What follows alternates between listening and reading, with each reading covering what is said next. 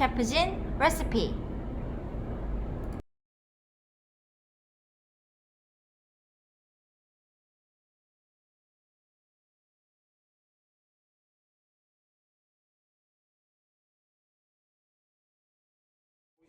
오늘 이제 초밥을 할 거기 때문에 초밥을 해야 되는데요. 초밥은 일단 쌀을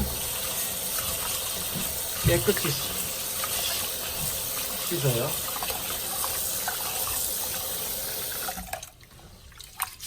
쌀을 이렇게 비벼가지고 가볍게 비벼서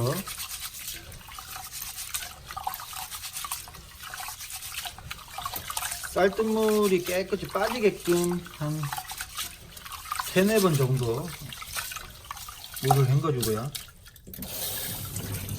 그래서 체에 받쳐가지고 물기를 쫙 빼줍니다.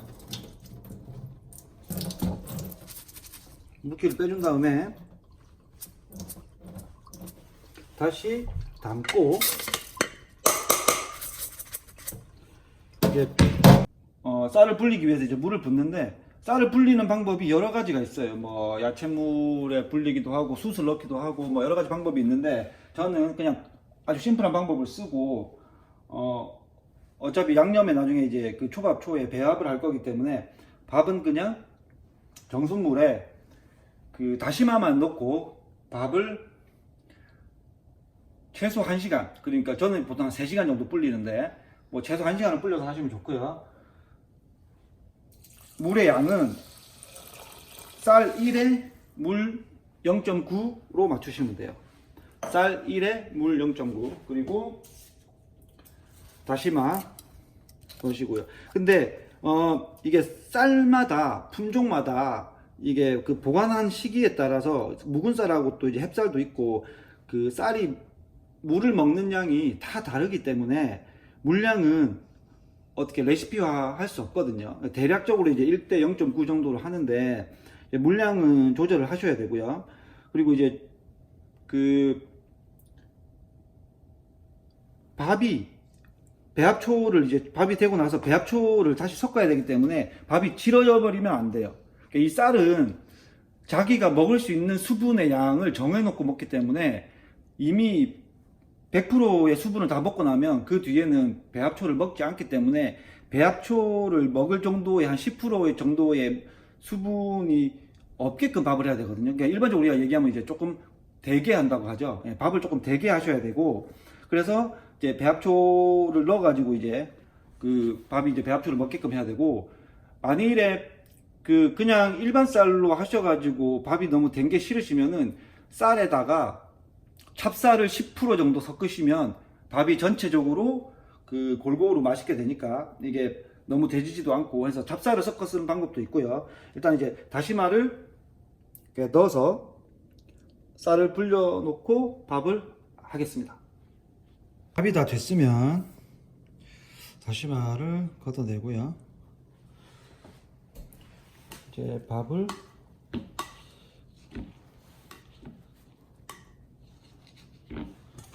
볼에다 담아서 양념초를 넣어줄게요.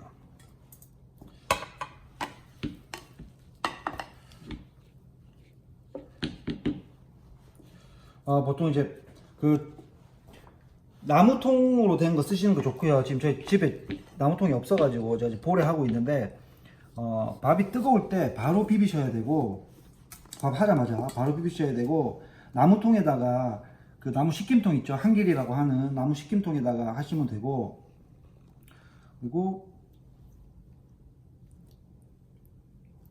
스시초를 부어서 골고루 비벼주세요. 이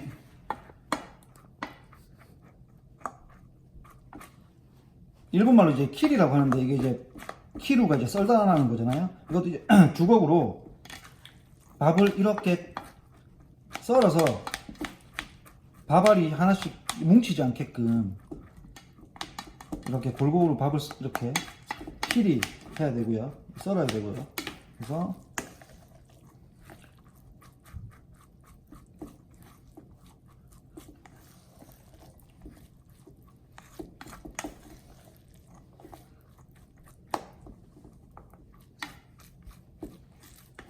골고루 비비시는데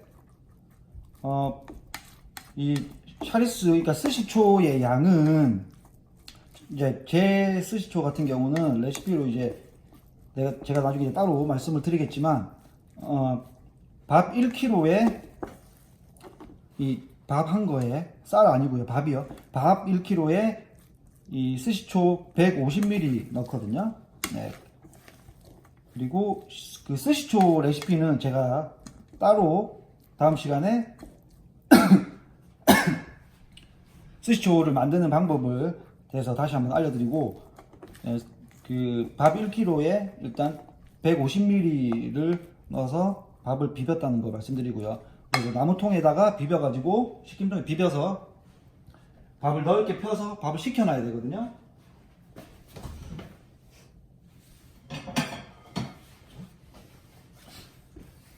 오늘은 제가 지금 나무통이 없기 때문에 접시에 식혀 놓겠습니다. 나무통을 쓰면 좋은 이유는 이제 밥이 이 스시초를 먹고 자기가 이제 먹을 만큼만, 이 밥알이 먹을 만큼만 먹고, 이제 먹지 않은 건 이렇게 지금 윤기 나는 거 보이시죠? 이게 지금 이제 밥알 겉에 묻어 있는 거거든요. 그래서 그 나무가 흡수를 다 해주기 때문에 나무통에다가 이제 다 보통 쓰고, 스시집이나 이제 다 나무통에다 쓰고요. 나무통에다 쓰시는 게 좋고요. 그래서 한번 이렇게 볼에 이렇게 해서 스시초를 붓고 비볐다가 나무통에다가 식히시면 좋고, 그리고 이제 그 비벼서 밥이 스시초를 먹고 나서 이제 밥알 겉에 묻어 있는 것들이 있어요. 이거는 그 날려주셔야 돼요. 그래야 그 밥이 이제 고슬고슬해지고 찐득찐득하지 않고 나중에 초밥 잡기도 편하고 하기 때문에 이 밥알 겉면에 묻어 있는 이 스시초는 다 날려줍니다. 그래서 이렇게 한번 쭉 날려주시고요. 그리고 중간중간에 한번 뒤집어서 또 한번 날려주시고, 그래서 여분의 밥알에 스시초가 안 묻게 이렇게 해주셔야 되고, 이 초밥밥에 대한 뭐 여러 가지 그 잘못된 이해가 있는데, 뭐 제가 이제 차차 말씀을 드리겠지만, 그 첫 번째로 주의하셔야 될 거는 그 초밥밥을 이제 초에 비벼가지고 식힐 때 이거를 냉장고나 냉동고에 넣으시는 분들이 있어요. 그거는 이 진짜 초밥을 전혀 잘못 이해하고 계신 거거든요. 밥을 식히는 거지, 그 밥을 식힌다는 의미가 밥솥에서 밥이 이제 바로 꺼내서 양념을 배합하니까 밥이 너무 뜨겁기 때문에 어느 정도 식혀야 하는 건 맞지만, 그 여분에, 아까도 말씀드렸지만 여분에 묻어있던 이 초밥, 이 초를 다 날려줘야 되거든요. 그래서 냉동고에 바로 넣거나 냉장고에 바로 넣으면 밥은 식을 수 있지만 밥이 이 초를 먹지 않고 겉에만 맴돌아서 다 굳어버리기 때문에 꼭 이렇게 이 부채로 붙여주지를 못하더라도 꼭 상온에서 밥을 식혀야 되고요. 그리고 두 번째는 이렇게 밥을 식혀서 만들어 놓은 다음에 냉장고에 보관하거나 냉동고에 넣어놓고 또 사용할 때마다 전자레인지에 돌려서 쓰시는 분들이 있어요. 전자레인지에 돌려버리면은 이 밥이 갖고 있는 수분이 다 날아가 버리기 때문에, 그러면 금방은 따뜻해서 쓰기 좋을지 몰라도 약간만 지나고 나면 밥알이 다 딱딱해지거든요. 수분이 다 빠져서. 그래서 절대 전자레인지에 초밥밥은 돌려 쓰시면 안 되고, 그리고 기본적으로 밥은 식으면 딱딱해지잖아요. 그래서 식은 밥을 먹지 않잖아요. 그러니까 식은 밥을 좋아하지 않잖아요. 왜냐면 밥이 윤기가 없고 찰지지 않고 딱딱해지기 때문에 초밥도 마찬가지예요. 그래서 밥을 그 적당한 온도, 그러니까 조금 따뜻한 온도에서 보관하셔야 되고, 그래서 초밥은 잡아서 바로 먹는 게 좋은 거고, 그리고 이 밥이 식으면서 너무 차게 식으면은 밥알이 딱딱해진다는 거, 그거는 꼭 알고 계셔야 되고요. 그래서 그 대부분 이제 고급 스시집이나 이런 데서는 다 초밥을 보온통에 한 30도씨 정도의 보온통에서 보온을 하면서 쓴다는 거는 알고 계시고요. 그래서 밥이 뜨거우니까 뭐 생선이 상하지 않냐 그렇게 생각하시는데, 어느 정도의 온도가, 밥이 온도가 유지하고 있어야 밥이 고슬고슬하고 딱딱하지 않고 부드럽고요. 그래서 초밥은 냉장고에 보관하는 게 아니고요. 그래서 그 상온에 두시거나 보온통에 두시고, 그리고 그렇기 때문에 초밥은 잡아서 바로 먹는 게 제일 맛있다는 거, 그거는 알고 계셨으면 좋겠고요. 밥을 식혀서 준비하도록 하겠습니다. 그리고 이따가 초밥을 이제 잡아 보겠습니다.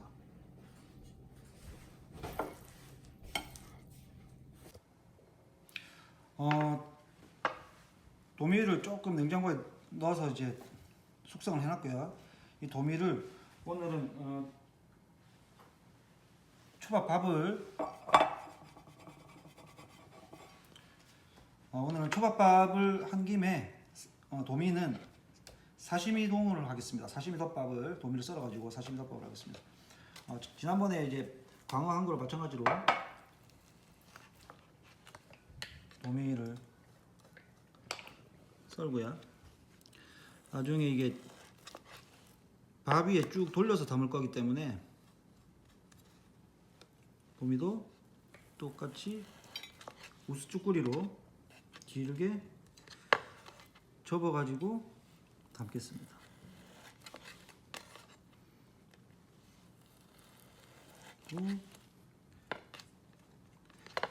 등살이랑 뱃살이랑 그리고 마스카와 한 거랑 섞어가지고 담겠습니다.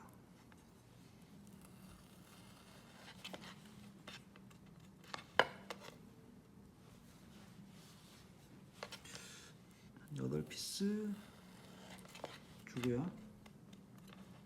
그리고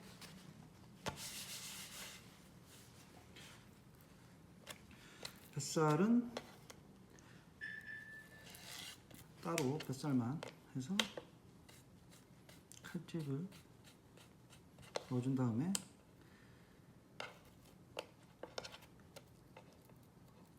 말아서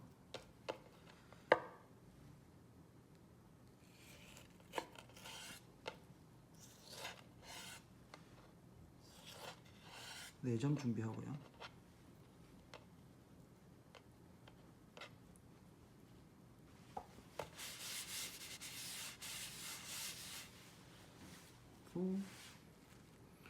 자, 마스카와는 보통 이렇게 히라쭈꾸리로 써는데요. 히라쭈꾸리 썰게 되면 두껍게 되니까, 지금은 이제 텐션이 좋은 상태이기 때문에 두껍게 썰면은 질길 수 있으니까 보통 중간에 칼집을 한번 이렇게 주고 이렇게 히라쭈꾸리를 많이 썰거든요.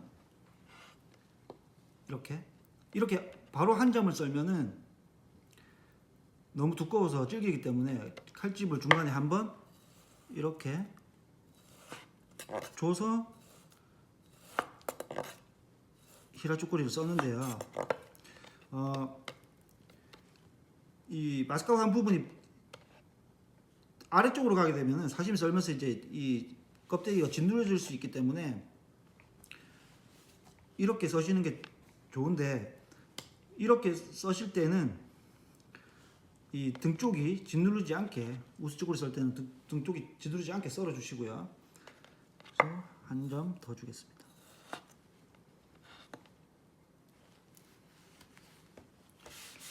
그러면은 사시미동을 한번 담아 볼게요. 그릇에 준비한 밥을 담고요.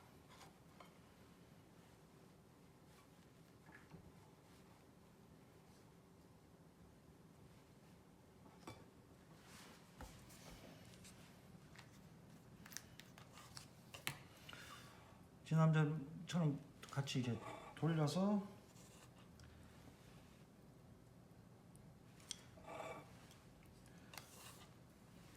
도미를 담아주겠습니다.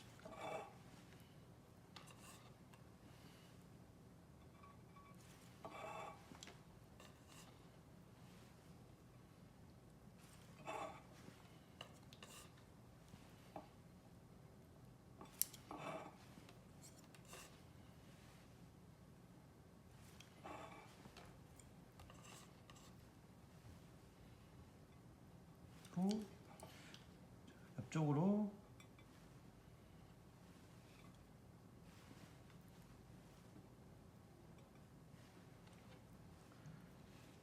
뱃살을 담아주고요. 그 옆으로 마스카와를 담겠습니다.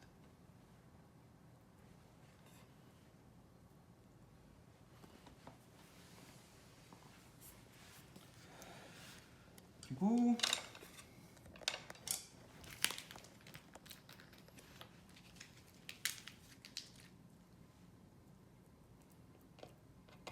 와사비를 옆에 놔주고요.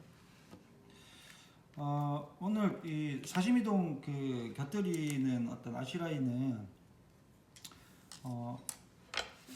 오이를 준비했는데요. 오이로 나무 썰기를 장식을 한번 해서 같이 곁들여 보도록 하겠습니다.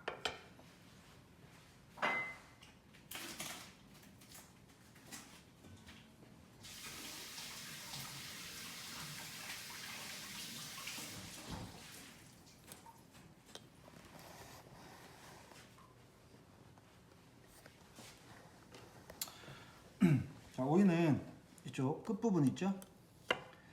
이쪽 끝부분을 한 요 정도 길이로 썰고요. 그리고 돌려서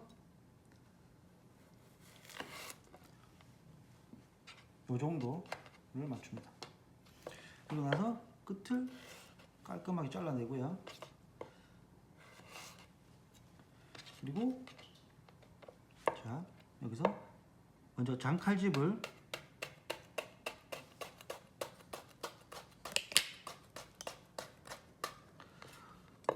오이가 끊어지지 않을 정도의 한 8부, 80부 정도까지 장칼집을 줍니다.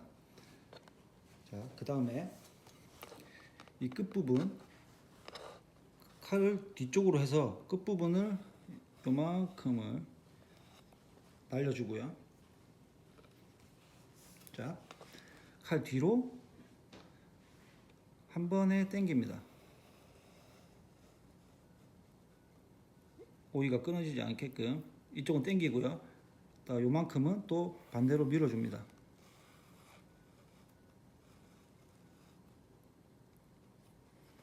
그리고 다시 칼 뒤로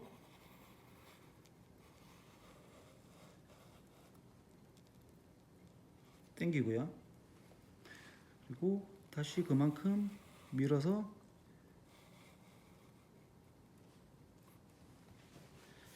그리고 마지막에 한 번 더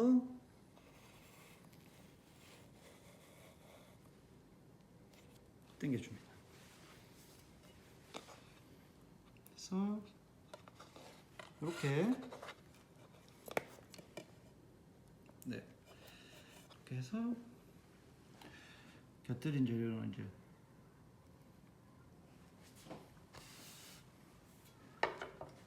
자, 오늘 도미를 한 마리 잡아가지고 도미 오롯이 하는 거 하고, 그리고 사시미, 도미 사시미를 썰어서 사시미동을 하는 걸 해봤는데요. 사시미 덮밥을 지난번에 광어에서 사시미 썰 때랑 마찬가지로 그 방법대로 이제 사시미를 썰어 가시면 되겠고, 이렇게 도미의 색깔이 빨간 색깔이 선명하게 이제 날 수 있도록 이렇게 해서 썰어 주시면 되고요. 지난번에도 말씀드렸지만 사시미는 그날 이 사시미의 상태, 컨디션에 따라서 두께와 길이와 이런 것들을 조절해서 썰어 주셔야 된다는 거. 그래서 컨디션을 이해해야 하는 게 제일 중요한 부분이라는 거를 다시 한 번 더 강조를 하고요. 사시미 썰고 사시미 썬 걸로 이제 여러 가지 응용 요리를 할 수 있으니까 다음 시간에도 더 다른 응용 요리로 제가 찾아올 거고요. 나머지 도미 잡은 거는 이제 초밥 잡는 시간에서 초밥을 한번 잡아보도록 하겠습니다. 그러면 초밥 시간에 다시 찾아오겠습니다. 고맙습니다.